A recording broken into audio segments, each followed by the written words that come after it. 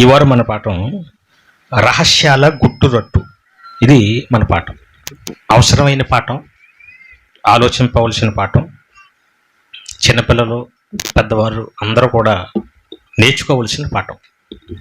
దేవుని జ్ఞానం అంటే ప్రపంచంలో మేధావులకి సహితం అంతు చిక్కని విషయాలు చెప్తాడు దేవుడు. మన జీవితానికి చాలా ఉపయోగపడతాయి, మనకి చాలా అవసరం కూడా. ఈ మాటలు మనం పాటిస్తే చాలా ఇబ్బందుల నుంచి, చాలా ఆపదల నుంచి మనం తప్పించుకుంటాం, తెలివిగా బ్రతుకుతాం. అలాంటి ఒక ఆలోచింపచేసే పాఠమే రహస్యాల గుట్టురట్టు. రహస్యాలు అంటే మనందరికీ తెలుసు, సీక్రెట్స్. ప్రతి మనిషి జీవితంలో ఉంటాయి. ఏంటి రహస్యాలు అంటే? రహస్యం అంటే బయటికి తెలియకుండా, ఇంకొకరు తెలియకుండా మాట్లాడుకోవటం, బయటికి తెలియకుండా చేసే పనులు, గుట్టుగా చేసే పనులు. అది మాట్లాడుకోవటం అవ్వచ్చు, చేతలు అవ్వచ్చు, మోసం అవ్వచ్చు, రాజకీయాలు అవ్వచ్చు. ఏదైనా సీక్రెట్గా చేసే ఉంటాయి, చూసారా? దీన్నే రహస్యము, రహస్యాలు. మనుషులకి ఎక్కువ ఏది ఇంట్రెస్ట్గా ఉంటుంది? సీక్రెట్స్. మీ అందరికీ ఫోన్లు చేసి పర్సనల్గా నేను సాయంత్రం మీకు సీక్రెట్ చెప్తాను 6 గంటలకి అన్నాను అనుకోండి, ఆసక్తి ఎలా ఉంటుంది? ఇప్పుడున్న వాక్యం మీద ఇంట్రెస్ట్ కంటే ఆ సీక్రెట్ అన్నాడు ఏంటో. సరే, అంటే మనిషి మనస్తత్వం రహస్యం అంటే బాగా ఇష్టపడతాడు. ఇది ఫస్ట్ నుంచి. మీరు అన్ని పండ్లు తినండి, ఆ పండు జోలికి మాత్రం వెళ్ళకండి అన్నాడు దేవుడు. ఇప్పుడు వాళ్ళకి దేని మీద పడింది? ఇప్పుడు అది తినొద్దు అన్నాడంటే ఏముందో. అన్ని పండ్లు వదిలేసి ఇప్పుడు దేనికోసం చూస్తున్నారు? ఇంట్లో పిల్లల్ని పెట్టి బయటికి వెళ్ళిపోతూ, మరి మీరు ఏది పడుతుంది ఎక్కడ పడితే ఆడుకోండి, ఆ బాక్స్ మాత్రం ఓపెన్ చేయకండి అన్నాడు అనుకోండి. ఇప్పుడు వాళ్ళు ఏం చేస్తుంటారు? ఆ బాక్స్లో ఏముంది ఇంతకీ, అది ఓపెన్ చేయొద్దు అందంటే ఏదో ఉందన్నమాట. ఇప్పుడు అన్నీ వదిలేసి దాని మీద పెడుతుంటాడు. మనిషికి సీక్రెట్స్ అంటే ఇష్టం, సంతోషం. అతని కోసం కొన్ని సీక్రెట్లు చెప్తాను నీకు అనగానే ఎలా ఉంటుంది? మీ ఆవిడ కోసం ఒక సీక్రెట్ వదులుతాను నీకు అంటే అర్జెంటుగా ఏంటి వదలను బాబు అంటే, బాగా మనిషికి ఇష్టం మాట్లాడుకునేది ఇదే, సీక్రెట్స్. ఎవరికి తెలియకుండా దాచేసి చేసే పనులు.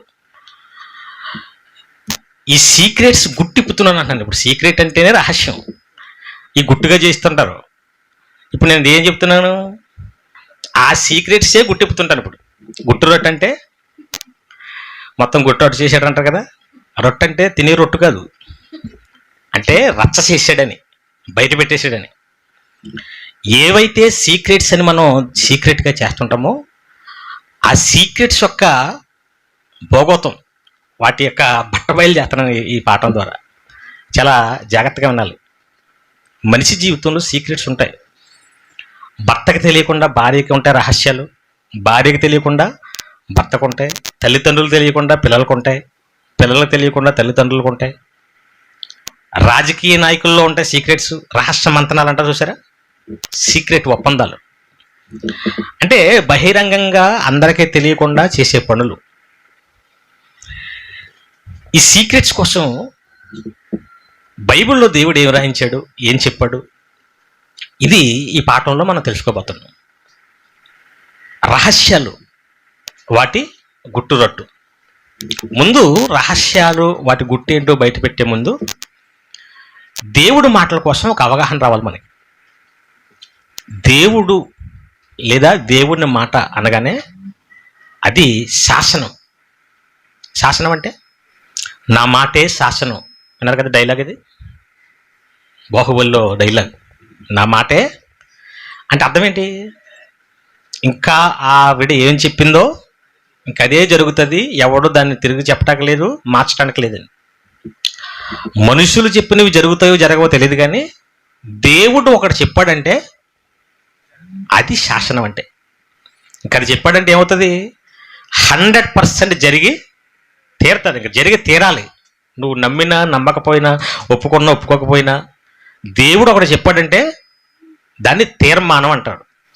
సామెతల గ్రంథము 19వ అధ్యాయం 21 వచ్చింది. నరుని హృదయములో ఆలోచనలు అనేకములుగా పుట్టును, కానీ దేవుని యొక్క తీర్మానమే స్థిరం. అంటే మనం ఎన్నో అనుకుంటాం, ఏవేవో ఆలోచించుకుంటాం, ఏవేవో ఊహించుకుంటాం, కానీ మనం అనుకున్న ఏమీ జరగవు. ఏం జరుగుతుంది ఫైనల్గా? దేవుడు ఏదైనా చెప్పాడంటే అదే జరుగుతుంది తప్ప నువ్వు ఎన్ని ఊహించుకున్నా మనం జరగదు. ఇది అర్థమైనా అర్థం కాలేదు మీకు? ఎగ్జాంపుల్ ఒకటి చెప్తాను మీకు. ఒక రాజు యుద్ధానికి వెళ్తున్నాడు. యుద్ధానికి వెళ్తూ శత్రువుని చంపడానికి వెళ్తున్నాడు. ఇంకో రాజు వచ్చాడు, నేను నీతో యుద్ధం చేస్తాను అంటున్నాడు. అప్పుడు ఈ రోజు ఏమన్నాడు? బాబు, నీకు నాకు ఎటువంటి శత్రుత్వం లేదు, నేను చేసేది వేరే యుద్ధం, వేరే రాజుతో. నువ్వు గనక నా జోలికి వచ్చావంటే దేవుడు నిన్ను చంపేస్తాడు అన్నాడు. 2వ దినవృత్తాంతముల గ్రంథం 35వ అధ్యాయం 20 వచనం. ఇదంతయు అయిన తరువాత యోషియా మందిరమును సిద్ధపరిచినప్పుడు ఐగుప్తు రాజైన నెకో యూఫ్రటీసు నది యొద్దనున్న కర్కెమీషు మీదకి దండెత్తి వెలుచుండగా యోషియా అతని మీదకి బయలుదేరాడు. అయితే రాజైన నెకో అతని యొద్దకు రాయబారులు పంపి, యోధారాజా, అసలు నీతో నాకు పని లేదు, నేను వెళ్ళేది వేరే రాజుతో యుద్ధానికి. ఇప్పుడు నువ్వు నాతో వస్తున్నావేంటి? అసలు పూర్వము నుండి నాకు శత్రువులకు వారి మీదకే గాని నేడు నీ మీదకి నేను రాలేదు. దేవుడు త్వర చేయమని నాకు ఆజ్ఞాపించను గనుక దేవుడు నాతో కూడా ఉండి నిన్ను నశింప చేయకుండానట్లు ఆయన జోలికి నీవు రావద్దని చెప్పనాజ్ఞాపించెను. ఏం చెప్పాడు ఇంతకీ? నేను వేరే శత్రువుతో యుద్ధానికి వెళ్తున్నాను, నువ్వు నాతో రాకు, ఒకవేళ వస్తే దేవుడి చేతిలో నశింప చేయబడతావు అని దేవుడే ఆజ్ఞాపించాడు. ఇది దేవుని శాసనం. వచ్చావంటే దెబ్బతింటావు, రాకు. ఇప్పుడు ఏం చేయాలి చెప్పండి? అతను ఇప్పుడు దేవుడు చెప్పగా వేరే రాజు మీదకి యుద్ధానికి వెళ్తున్నాడు. ఇంకో రాజు వచ్చి నీతో యుద్ధానికి చేస్తానంటే ఇతను ఏం చెప్పాడు? రావద్దు, వస్తే నశింప చేయబడతావు, దేవుడిని లేపేస్తాడు. ఇప్పుడు ఏం చేయాలి అతను? అప్పుడు ఆగిపోవాలి కదా. ఎవరు చెప్పారు? దేవుడు చెప్పాడు. శాసనం, అది తీర్మానం. అతను ఏం చేశాడు చూడండి, 22 వచనం. అయినను యోషియా అతనితో యుద్ధము చేయగోరి అతని యొద్ద నుండి తిరిగిపోక మారు వేషం ధరించుకుని యెహోవా నోటి మాటలుగా పలకబడిన నెకో మాటలను వినక మిగద్దోలో యందు యుద్ధము చేయవచ్చును. ఏం చేశాడంటే ఇప్పుడు యెహోవా చెప్పించిన ఆ మాటలు వినకుండా, ఇప్పుడు రాజుగా నేను యుద్ధానికి వెళ్తే చంపేస్తాడు కదా, దేవుడు చంపేస్తాడు కదా. ఇప్పుడు ఇతను ప్లాన్లు వేసుకున్నాడు. ఎలాగా? రాజుగా నేను ఎందుకు వెళ్తాను, రాజుకి వెళ్తే కదా చంపేస్తాడు. ఇప్పుడు నేను ఏం చేయాలి? మారు వేషం వేసుకుని వెళ్దాం. రాజుకి వెళ్ళకూడదు, మారు వేషం వేద్దాం. అందులోకి యుద్ధంలో ఎంతమంది ఉంటారు? కొన్ని వేల మంది ఉంటారు. అందులో నన్ను ఎవడు గుర్తుపడతాడు? నేను ముఖానికి అది చుట్టేసుకుంటాను. ఇంతమందిలో ఈ రాజురా ఈయన చంపుదామని ఎవడనుకుంటాడు? ఒకవేళ చంపదామనుకుంటే నాకు ఇవన్నీ లేవా? ఇవన్నీ అలంకరించుకుని వస్తారు కదా యుద్ధం చేసి వెళ్ళేవాడు. బాణాలు వచ్చినా కూడా తగలకుండా డాళ్ళు అన్నీ పెట్టుకుంటారు కదా. ఒకవేళ అంతకి ఎవడన్నా వచ్చి కొడుతున్నా పొడుస్తున్నా నేను ఊరుకుంటానా? నాకు యుద్ధం రాదా? అంతకే ప్రాణాపాయం వస్తే పరిగెత్తిపోనా? ఇన్ని అవకాశాలు ఉన్నప్పుడు ఎలా చచ్చిపోతాను నేను? ఎవడు ఊహించుకుంటున్నాడు ఇవన్నీ? చావు తెలివితేటలు అంటారు ఇట్లనే. ఇప్పుడు దేవుడు ఏం చెప్పాడు? నువ్వు గనక వచ్చావంటే నువ్వు చేస్తావు అన్నాడు. తీర్మానం, శాసనం. ఇప్పుడు ఏం చేయాలి? మూసుకుని వెళ్ళిపోవాలి. అది కాకుండా మారు వేసుకుని వేసుకుని వెళ్తాను, జనాల్లో ఎవడు గుర్తుపడతాడు, వెనకాల ఉంటాను, పారిపోతాను, నాకు అన్ని సెక్యూరిటీ, ఇవన్నీ ఎవడ ఆలోచనలు? తెలివి తక్కువ ఆలోచనలు. అప్పుడు ఏం జరిగింది చూడండి. విలుకాండ్రు రాజైన యోషియా మీద బాణములు వేయగా రాజు తన సేవకులను చూచి ఏమంటాడు? మళ్ళీ ఇక్కడ, అయ్యి బాబు, నాకు గొప్ప గాయములు తగిలేను, ఇక్కడ నుండి నన్ను కొనిపోవడని చెప్పాను. కావున అతని సేవకుల రథం మీద నుండి అతను దింపి అతనికున్న వేలి రథం మీద అతను ఉంచి యెరూషలేముకు అతను తీసుకుని వచ్చి అతను మృతి పొంది ఏమైంది కడకి? మారు వేషం వేసుకెళ్ళాడు, అన్ని ఊహించుకున్నాడు. రిజల్ట్ ఏం జరిగింది? దేవుడి మాటే తీర్మానం, శాసనం, ఫైనల్ అదే. ఇప్పుడు చదవండి సామెతల గ్రంథం 19:21. మనిషి ఎన్నో ఆలోచించుకుంటాడు. ఇప్పుడు ఆ రాజులాగా ఎన్నో ఊహించుకుంటాం. అనేకములు పుట్టును, యెహోవా యొక్క తీర్మానమే. అంటే నువ్వు ఎన్ని ఊహించుకున్నా దేవుడు ఒకటి జరుగుతుందని చెప్పాడంటే ఇంకా అది ఫైనల్. ఇంకా నువ్వు దానికి ఇంకేం ప్లాన్లు వేసుకోకూడదు. ఏం ప్లాన్లు వేసినా వర్కౌట్ అవ్వదు. అర్థమైంది ఇప్పటివరకు ఈ విషయం? ఇంకోటి చెప్తాను దీనికి. రాజుల మొదటి గ్రంథం 22:29. ఇశ్రాయేలు రాజును యోధా రాజుకు యెహోషాపాతును రామోత్గిలాదు మీదకు పోచుండగా ఇశ్రాయేల్ రాజు, నేను మారు వేషం వేసుకుని యుద్ధంలో ప్రవేశించుదును, నీవైతే వస్త్రములు ధరించుకుని ప్రవేశించమని యెహోషాపాతు చెప్పి మారు వేషం వేసుకుని యుద్ధం మంది ప్రవేశించింది. ఈ రోజు కూడా ఏం ప్లాన్ చేశాడు? ఎందుకు మారు వేషం వేశాడు? ఇతను కూడా యుద్ధానికి వెళ్ళటానికి బయలుదేరితే మధ్యలో ప్రవక్త ఉంటాడు కదా, దేవుని తరపు వచ్చే ప్రవక్త. ఈ ప్రవక్తను అడుగుదాం ఏం జరుగుతుంది అనగానే ప్రవక్త ఏం చెప్పాడు? 18 వచ్చింది చూడండి. అప్పుడు ఇశ్రాయేలు రాజు యెహోషాపాతును చూచి, ఇతను కూర్చి మేలు పలుకుగా కీడే ప్రవచించునని నేను నీతో చెప్పలేదా అనగా మీకా ఇట్లనెను, ఆహాబు రామోత్గిలాదు మీదకి పోయి అక్కడ ఓడిపోయినట్లుగా ఎవడే అతన్ని ప్రేరేపించునని యెహోవా సెలవీయగా. అంటే ప్రవక్తలు ఏం చెప్తున్నారు? ఇంతకీ ఓడిపోతావు, నువ్వు యుద్ధానికి వెళ్తే ఓడిపోతావు, నీకు మరణం వస్తుంది అనగానే ఈ రాజు ఏమంటున్నాడు? ఇతను నేనంటే కక్ష, ఎప్పుడూ నాకు వ్యతిరేకంగానే మాట్లాడతాడు. ఇప్పుడు గెలుస్తానని చెబితే నేను గొప్ప అవుతానని నాకు వ్యతిరేకంగానే మాట్లాడుతానని ఇతను అనుకుంటున్నాడు. ప్రవక్త కరెక్ట్గానే చెప్తున్నాడు, నువ్వు యుద్ధానికి వెళ్తే ఓడిపోతావు.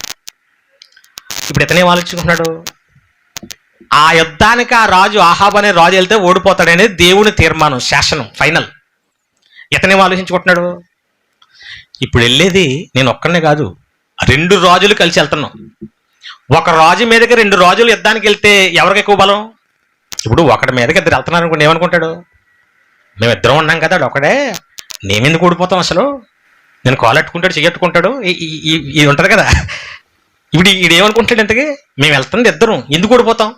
ఈ ప్రవక్త ఎలా చెప్తున్నాడు? అలాగని నేను మారు వేషం వేసుకుని వెళ్తాను, మా చంపితే ఆ రోజుని చంపుతాను, నేను దాన్ని చంపరు కదా. సేమ్ అదే సాగు తెలిపితే అట్లా ఇది కూడా. ఇవన్నీ ఆలోచించుకుని యుద్ధానికి వెళ్ళిపోయాడు. ఫైనల్గా ఏం జరిగింది? 34 వచ్చిన చూడండి. పిమ్మట సైన్యంలో ఒకడు తన విల్లు తీసి గురి చూడకుండానే విడిచిపెట్టాడంట. అది ఇశ్రాయేలు రాజుకు కవసపు కీలు మధ్యన తగిలిన గనుక అతడు, నాకు గాయమైంది, రథమ తిప్పి సైన్యంలో నుండి నన్ను అవతలకు తీసుకొని పొమ్మని సారథితో చెప్పాను. మళ్ళీ ఏం జరిగింది? ఇంతకొకడు ఎవడికి గురి చూడకుండా వదిలాడంటో బాను. అది వచ్చి ఎవరికి తగిలింది? చూసారా, గురి చూడలేదు కూడా. ఆడికి చిరాకు వచ్చి యుద్ధంలో వదలాలి కదా బాణాలు అనుకుని, ఇంకా ఆడికి చిరాకు వచ్చి వదులుకుంటున్నట్టున్నాడు. ఎవరికి తగిలితే తగిలితే లేదని పోయాని కరెక్ట్గా ఎవరికి తగిలింది? వచ్చి మారు వేషంలో వేసుకుని ఉన్న ఈ ఆహాబుగా తగిలింది. విచిత్రం చూడండి. అది కూడా ఎక్కడ తగిలింది? ఒళ్ళంతా కప్పుకొని ఉంటే ఎక్కడో చిన్న గ్యాప్ ఉందంట. ఆ కీలు మధ్యలో ఆ గ్యాప్లో దూరం వెళ్ళి, నాకు పెద్ద గాయం అయిపోయింది, తీసుకెళ్ళిపోండి అన్నాడు. అంతే, తర్వాత చచ్చిపోయాడు. ఎందుకు జరిగింది ఇది? దేవుడు చెప్పాడు. ఆయన చెప్పాడంటే శాసనం, తీర్మానం. నువ్వు ఎన్ని ఊహించుకున్నా, డబల్ రాజులు ఉన్నారు, ఇద్దరం వెళ్తున్నావు, అంతా ధరించేసుకున్నాను, అంతా ధరించుకుంటే చిన్న దాంట్లో పోయింది. అంతే కదా మరి. అంతే. మళ్ళా చదువుతాం సామెతల గ్రంథం 19:21 వచ్చిన, నరుని హృదయములో ఆలోచనలు చాలా పుడతాయి, చాలా ఊహించుకుంటాం, కానీ ఫైనల్ ఏంటంటే యెహోవా తీర్మానమే.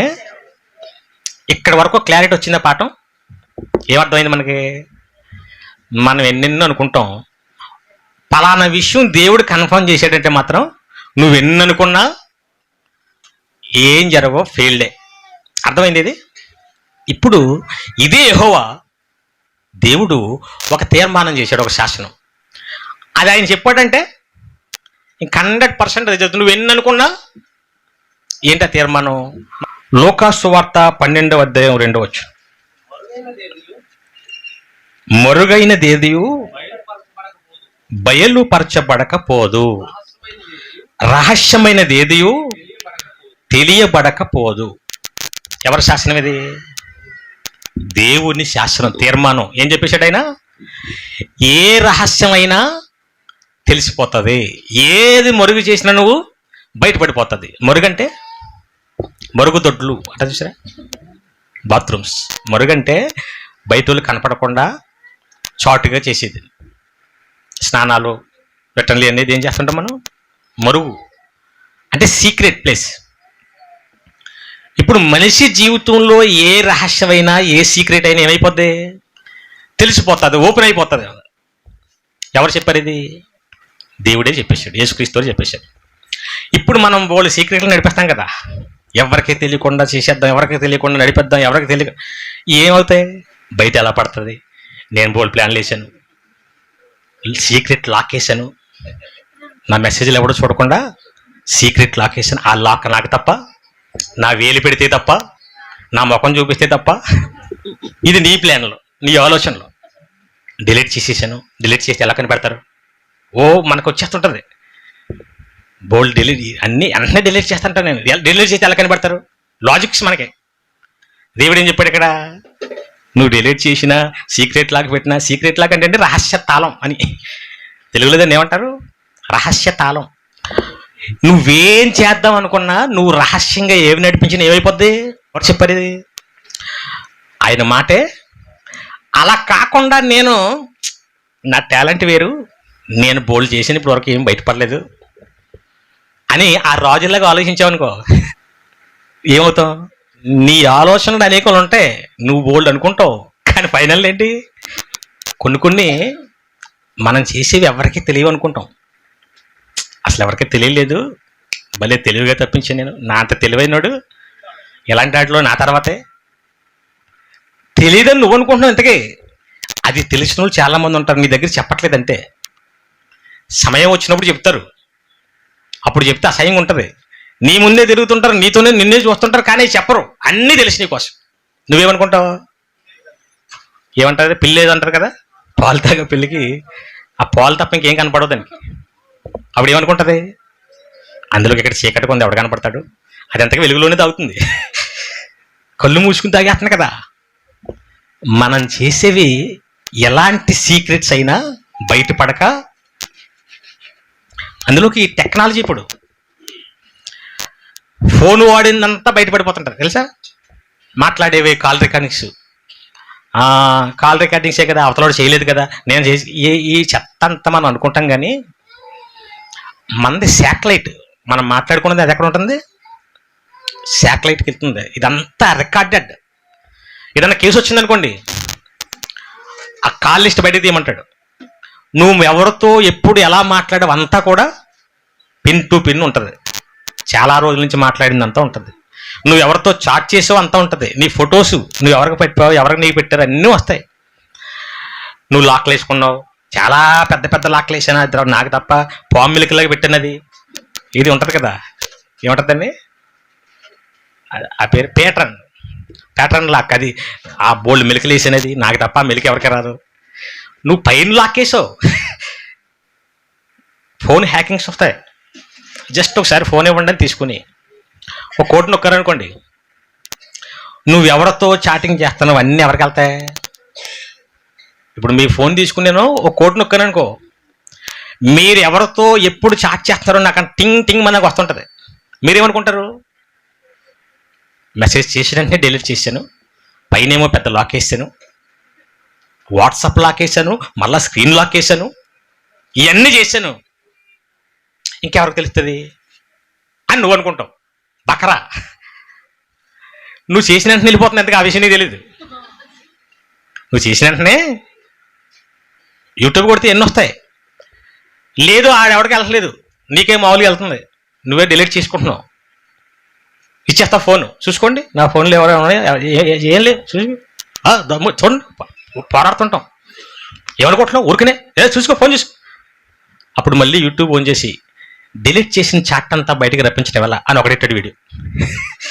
ఇప్పుడు వరకు డిలీట్ అయిపోయిందంతా మళ్ళీ వెనక్కి రప్పించడం వల్ల ఆడేదో కొడితే దాంతో వచ్చేస్తుంది. ఎప్పుడు వరకు డిలీట్ చేసింది నువ్వు అప్పుడే సంవత్సరం నుంచి చేసిందంతా కూడా మళ్ళీ వెనక్కొచ్చేస్తున్నాయి, ఆ ఫొటోస్ వెనక్కొచ్చేస్తాయి.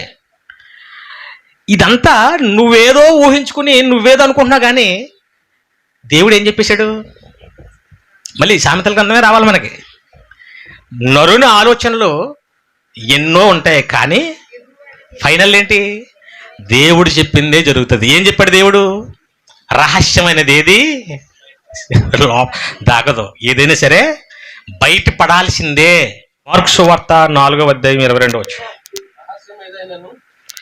రహస్యం ఏదైనాను తేటపరచబడకపోదు, బయలుపరచబడుటకే గాని ఏది సీక్రెట్గా ఉండదు, ఉంచలేవు. ఇప్పుడు కాకపోతే తర్వాత తెలుస్తుంది, తర్వాత కాకపోతే తెలియకుండా మాత్రం నా మనసులో పెట్టేసుకున్నానండి, ఎవరికీ తెలియదు. ఓ సీక్రెట్ చెప్తాను, ఎవరికి చెప్పుకో అంటాం. ఇంకా సీక్రెట్ ఏముంది అందులో? నువ్వు చెప్పేస్తాను కదా ఆల్రెడీ. ఆవిడేం చేస్తుంది? సేమ్ డైలాగ్ పడుతుంది. మన ఇద్దరి మధ్య ఉండాలో సీక్రెట్ చెప్తున్నా, ఎవరికి చెప్పు. ఆల్రెడీ ఇద్దరి మధ్య అయిపోయింది అది. ఇంకో జంటిది, ఈవిడికి క్లోజ్ ఉంటుంది ఇంకొక ఆవిడేమంటది? మన ఇద్దరి మధ్య ఉండాలి, మూడో చెవికి తెలియకూడదు, వినపడకూడదు. ఇప్పటికి ఎన్ని చెవులు కనపడ్డాయి? అందరూ తెలియనట్టు ఉంటుంది, అందరికీ తెలుసు. కొన్ని విషయాలు ఎలా ఉంటాయి, ఎవరికే తెలియనట్టు. ఆవిడకే నాకే తెలిసి అనుకుంటాం, ఇద్దరు మొక్కలు చూసుకొని అనుకుంటాం, కానీ అన్ని మొక్కలకే తెలిసేది. తెలియనట్టుగా మాత్రం సరే. సీక్రెట్స్ భాగవతం ఇదే. అదే చెప్పండి, ఏ టైటిల్ మంది? పాపం యోసేపు మరియమ్మని రహస్యంగా వదిలేద్దాం అనుకున్నాడంట, ఎవరికీ తెలియకుండా సీక్రెట్గా. ఆ సీక్రెట్ని ఎన్ని సీక్రెట్లుగా చెప్పుకున్నప్పుడు ప్రపంచం అంతా చెప్పుకుంటున్నారు ఆ సీక్రెట్ని. సీక్రెట్ అది. ఏదైనా సీక్రెట్గా నువ్వు రహస్యంగా ఉంచాలనుకుంటే అది అవ్వదు, ఇంకా దొరికిపోతావు, ఓపెన్ అయిపోతుంది ఏదైనా సరే. దొంగ దేవుళ్ళని పుట్టించారు, చాలామంది దొంగ దేవుళ్ళని పుట్టించేశారు. ప్రపంచంలో చాలా దేవుళ్ళు పుట్టుకొచ్చారు. దేవుడు ఏం చెప్పేశాడు? యెహోవా తీర్మానమే, నేను తప్ప వేరే దేవుడు. ఆయన ఒక శాసనం చెప్పేశాడు, ఇంకా నేను తప్ప వేరే దేవుడు లేడంటే మిగతా ఎన్ని ఏమవుతుంటాయి? నువ్వెన్ని స్టోరీలు వెళ్ళినా, ఎంత రహస్యంగా అనేక మందిని నమ్మించినా, ఏదో రోజు ఏమైపోతుంటుంది? అది బ్లాస్ట్. దొంగ బాబాలు పుట్టుకొస్తుంటారు, నాకు ఆ శక్తులు ఉన్నాయి, ఈ శక్తులు ఉన్నాయి, ఓ లక్షల మంది ఫాలోవర్స్. చివరికి ఏమవుతాడు? ఏదో రోజు డేరా బాబా, తన్నుడు బాబా, ఉమ్ములు బాబా ఏ వచ్చేసాడా, ఆడ భోగవతం అంతా బయటపడిపోద్ది. అప్పుడు వరకు రహస్యంగా దాచాడు అన్నీ, కానీ ఒక రోజు ఏమైపోద్ది? ఇలాగ ఎన్ని చూసాం మనం. ఇది ఫైనల్. ఎవరు చెప్పేశారు? ఇది దేవుడు చెప్పేశాడు. రహస్యం ఏది దాగదో, నువ్వు దాచలేవు, ఇది దేవుడి శాసనం. లేదని నేను దాస్తానన్నావంటే నువ్వు వెయిట్ చేయాలి, చూడాలంతే, టైం కోసం. ఆ రాజు కోసం పెద్ద గాయమైన మోసుకుపోండి అంటారు చూసాడా. ఏ రహస్యాన్ని మనం మళ్ళా మత్తయి సువార్త అదే విషయాన్ని అక్కడ కూడా రాశాడు, 10వ అధ్యాయం 26 వచనం. మరుగైనదేదియు బయలుపరచబడకపోదు, రహస్యమైనదేదియు తెలియబడకపోదు. ఎన్నిసార్లు చెప్తున్నాడు చూడండి. సీక్రెట్స్ ఏవి దాగవో మీరు దాచలేరు. ఒకవేళ మనసులో పెట్టుకున్నానండి, నా మనసులో తప్ప ఎవరికి తెలియదు. నువ్వు మనుషులకు తెలియదు అనుకుంటున్నావు, నీ మనసులో ఉందనుకుంటున్నావు. మనసును కూడా, మనసులో ఉన్న సీక్రెట్స్ కూడా తెలుసుకునేవారు ఎవరున్నారు? ఉన్నారు లేదా? కీర్తన గ్రంథం 90వ అధ్యాయం 8వ వచనం. మా దోషములను నీవు నీ ఎదుట ఉంచుకుని ఉన్నావు, నీ ముఖ కాంతిలో మా రహస్య పాపములు ఎవరు కనబడతాయి? నువ్వు మనుషులకు తెలియకుండా దాచేయచ్చు, కానీ క్లియర్గా కనబడతాయి ఆయనకి. ఆయన బయటపెడతాడు అప్పుడు. అంతే కదా, ఇప్పుడు ఆయన తెలిస్తే ఏం చేసాడు? అదే కీర్తన 44:21 వచ్చిన. హృదయ రహస్యములను ఎరిగిన దేవుడు ఆ సంగతిని పరిశోధింపక. ఏ రహస్యాలు ఎదిగైనా? హృదయ రహస్యాలు అంటే మనసులో కూడా సీక్రెట్స్ ఏమైనా ఉంటే కూడా. ఈరోజు ఎక్కువ ఫోన్ ట్యాపరింగ్స్, రాజకీయ నాయకులు ట్యాప్ చేసి అంటే ఎవరెవరితో మాట్లాడేస్తున్నారు ఆ సీక్రెట్స్ అన్ని తెలుసుకుంటారు.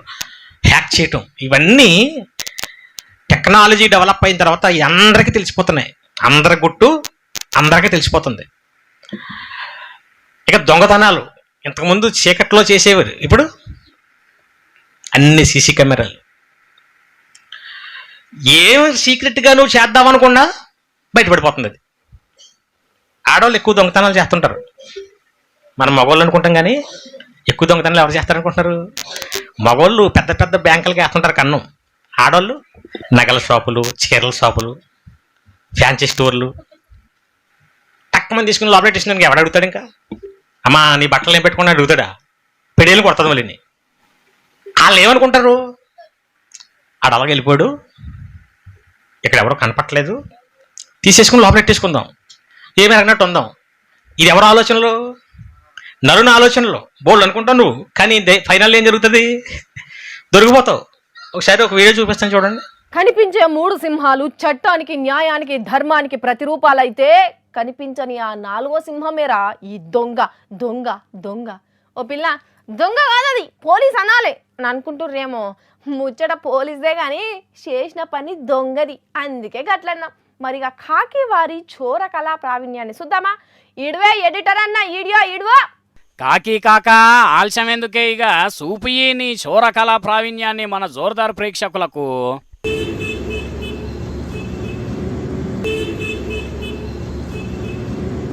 అగ్గో అగ్గో అగ్గో బండి మీద పోతున్న అక్క చూసిందేవు. ఆహా, ఎంబడే సెల్యూట్ కొట్టి కవర్ చేస్తున్నాడు కదా.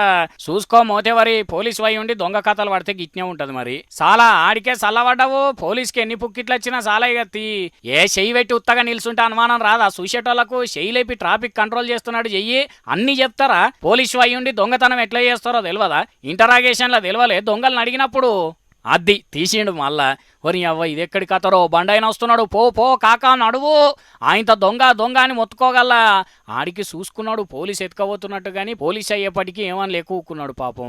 మళ్ళా ఆటో ఆపిండు కదా, ఆయన సుతం పుక్కిట్లనే దించమంటాడు కావచ్చు, కానీ సిగ్గు శరం మానం లజ్జ ఏమన్నా ఉన్నదో ఆయనకు? న్యాయం కోసం పనిచేసేటోడు ఇట్లా న్యాయం తప్ప ఎత్తుకపోతాడు. నువ్వు ఎత్తుకపోయిన గుడ్లు పాయింట్లనే వాళ్ళకి కారిపోను, నీ చేతికి వచ్చినాయి అన్ని షీగుడ్లు గాను, ఆ కంపుకే నీ ముక్కు పుటాలు వాళ్ళగా. నీకంటే యాచకులు నయ్యం కదా, నోరు తెరిచి అడిగి తీసుకుంటారు. పంజాబ్ కాడి ముచ్చటిది.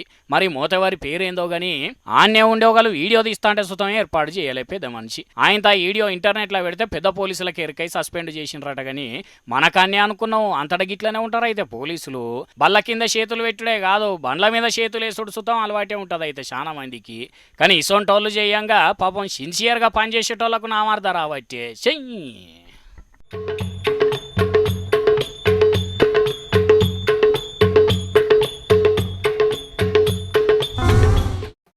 దొంగలు పట్టుకునే పోలీసే, అవి కూడా పోనీ నగలో బంగారమో కాదు, కోడిగుట్లు ఆమ్లెట్లు వేసుకుంటాడేమో ఇంటికెళ్ళి. ఎంత సిగ్గది! ఏమనుకుంటున్నాడు ఇంతకీ? నేను బోలే కవర్ చేశాను, అలాగ వెళ్ళమంటున్నాను, ఈలోపు ఎలా పెడుతున్నాను, ఎవడు చూస్తాడు ఇప్పుడు? ఆడేమో అక్కడ పోడు, దారంటే వెళ్ళి వాళ్ళు చూస్తారా? అసలు పోలీసులు యూనిఫామ్ ఉన్నవాడు ఈడు దొంగతనం చేస్తాడు అనుకుంటారా? ఎవడనుకుంటాడు? అనుకుంటే నేను ఊరుకుంటానా? ఇవన్నీ ఈడు ఆలోచనలు ఎంతకే. ఈయనేం చెప్పేశాడు ఇక్కడ? దొరికిపోతారని ఆయన ఎవడో తీసేసి వీడియో చూపిస్తాను చూడండి. యాదాద్రి భువనగిరి జిల్లా భూదాన్ పోచంపల్లిలో లేడీ దొంగలు రెచ్చిపోయారు. చీరల కొనుగోలు కోసమంటూ షాప్లోకొచ్చి చాకచక్యంగా పట్టు చీరలతో ఉడాయించారు. అనుమానం వచ్చిన షాప్ యజమాని సీసీ ఫుటేజ్ను పరిశీలించడంతో దొంగతనం బయటపడింది. వెంటనే పోలీసులకు ఫిర్యాదు చేశారు.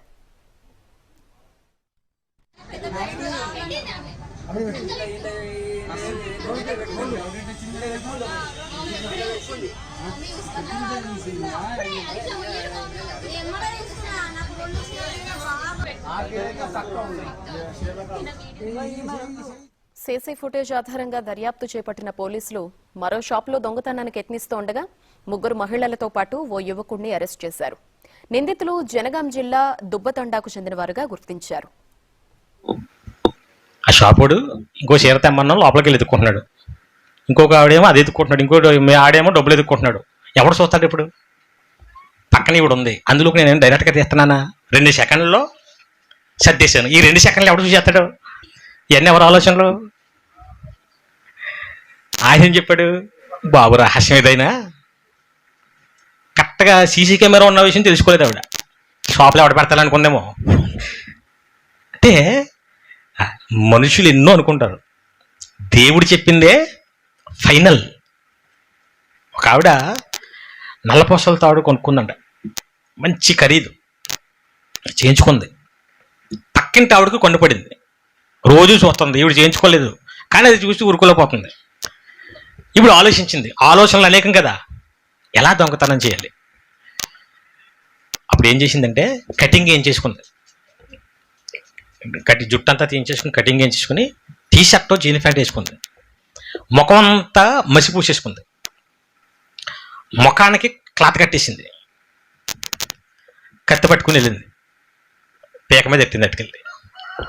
ఏమనుకుని ఇవన్నీ చేసింది? అసలు ఫస్ట్ మా పక్కింటి ఆవిడే ఇంత ధైర్యంగా దొంగతనానికి వస్తుంది అనుకుంటుందా? అనుకోదు. ఈవిడ ఆలోచనలు అన్నీ ఎందుకు అనుకోదు? అలా ఎప్పుడు అనుకోరు ఎవరు. నెక్స్ట్ అనుకున్నా నేను ఎలా ఉన్నాను, జుట్టు ఉందా, మగోళ్ళలాగా ఉన్నాను, జీన్ ప్యాంట్ టీ షర్ట్ వేసిన ఏమనుకుంటారు? మగోడు అనుకుంటుంది. నన్ను అసలు అనుకోదు. అందులోకి మసి పూసేసాను, కనీసం చిన్న పోలికలు కూడా కనపడకుండా ఏం చేశాను, మసి పూసాను. అప్పుడు నేను అదే అనుమానం వస్తుంది అసలు. అందులోకి ఒకవేళ అరిచిన నా దగ్గర ఏముంది, కత్తి ఉంది. ఇవన్నీ ఈవిడ ఆలోచనలు. వెళ్ళిపోయింది, కత్తి ఎట్టింది, పెద్ద పెద్ద అరుపులు అరిచేసింది ఆవిడ కంగారులో. వచ్చేసారు అందరూ, వచ్చేసిన వెంటనే పట్టేసుకున్నారు. ఈవిడ పట్టేసుకున్నప్పుడు ఎన్ని ఓపెన్ చేయరా, ముందు గొడవ చేస్తారు క్లాత్. ఏంటి ఎలా ఉన్నావు అనగానే మాట్లాడమంటారు. ఆ మాట అర్థమవుదా?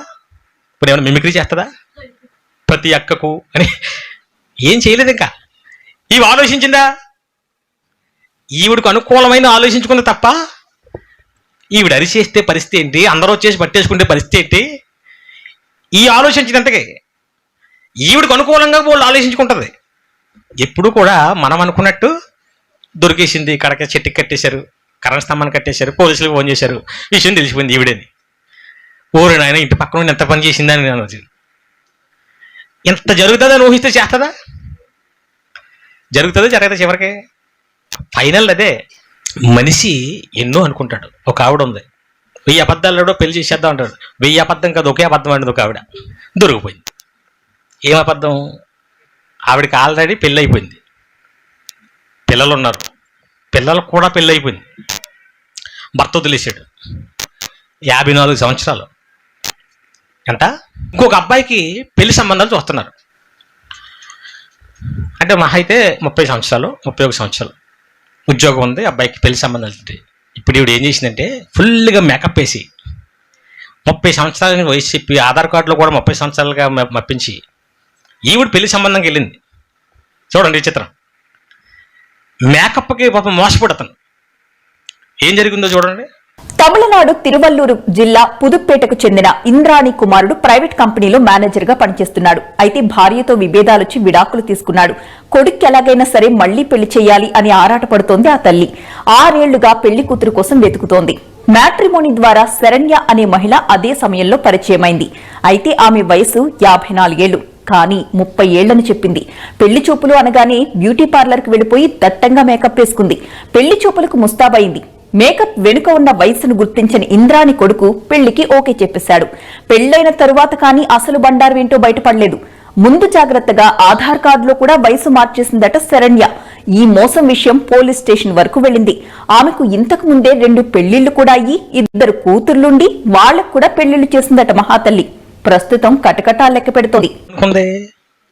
నరుని ఆలోచనలు అనేకం కదా, సావు తెలివితేటలు. నేను మేకప్ వేసేసుకుంటే నమ్మేస్తారు అనుకుంది. ఇంతవరకు ఆలోచించో. ఇప్పుడు పెళ్ళి అయిపోయిన తర్వాత ఎన్ని పోవా?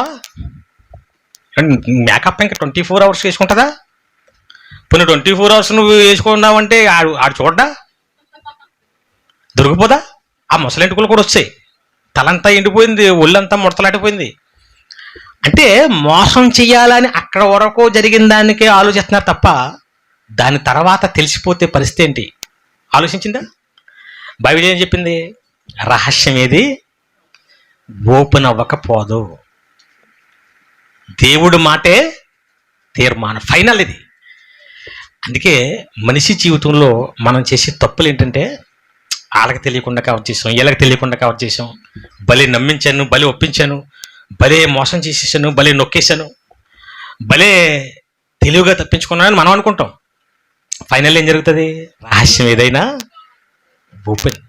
ఒకసారి వెంటనే ఓపెన్ అవుతుంది, ఒక్కొక్కసారి లేట్ అవుతుంది. కొంతమంది దేవుని దగ్గరికి ఎందుకు వస్తారు? పరలోకం కోసం, నిత్యజీవం కోసం రారు, ఎందుకు వస్తారు? డబ్బు కోసం వస్తారు, పదవుల కోసం వస్తారు, లేదా మనుషుల కోసం. ఇవి పైకి చెప్తారా? పైకి ఏమని చెప్తారు? నాకు దేవుడు అంటే సీక్రెట్ ఉందో లోపల. యోధా పత్రిక ముగించేసుకుందాం.